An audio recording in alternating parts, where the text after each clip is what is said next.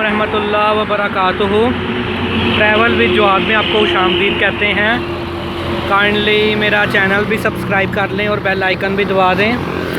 इस टाइम हम शाहद गुजरात होटल पे खड़े हैं। इसकी चाय बड़ी मज़े की है। चाय और बिस्किट आप खाएँ, बड़ा मज़ा आएगा इंशाल्लाह आपको। अच्छा, आगे ये मूवमेंट है, आगे वो देखें सामने ट्रेन जा रही है। वो देखें जनाब, अगर मेरा कैमरा फोकस कर रहा हो, क्योंकि आज धुंध पड़ रही है, वो ट्रेन जा रही है। अच्छा, मैं कह रहा था कि आगे लाला मूसा, गुजरात, खारियाँ और फिर पिंडी को टच कर जाती है ये वाली जीटी रोड। ठीक है, पीछे से कामों की मुरीद के, फिर आगे फिरोजपुर रोड हो, पीछे कसूर और फिर गंडा सिंह बॉर्डर। ठीक है, ये है। दुआ में याद रखिएगा और काइंडली मेरा चैनल सब्सक्राइब कर दें।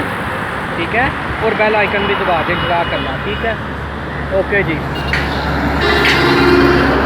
शाहद गुजरात होटल, ठीक है, खाना भी अच्छा है। बहरहाल हम तो चाय के लिए रुकते हैं इधर, और इसकी चाय बड़ी ज़बरदस्त है, बड़ी मज़े की है, मलाई वाली।